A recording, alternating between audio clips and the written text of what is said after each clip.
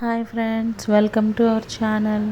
ఈరోజు మన ఛానల్లో ఒక simple and easy sweet recipe ఒకటి చూపిస్తానండి. పాలకోవా అండి. అది సింపుల్గా ఇంట్లోనే చేసేసుకోవచ్చు.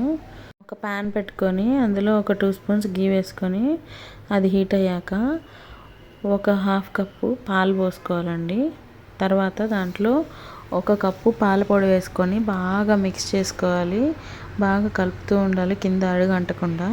తర్వాత ఒక పావు కప్పు షుగర్ వేసాక కొంచెం వాటరీగా అవుతుంది. అదంతా మిక్చర్ అంతా దగ్గర పడేంత వరకు మనము కలుపుతూనే ఉండాలి. కింద పట్టేయకుండా. ఒక స్పూను ఇలాచీ పౌడర్ వేసుకోవాలండి. టేస్ట్ బాగుంటుంది. స్వీట్ కదా, చాలా బాగుంటుంది. చూడండి, అది ప్యాన్ కతుక్కోకుండా ఉండేంతవరకు మనం ప్యాన్లోనే కలుపుతూ ఉండాలండి.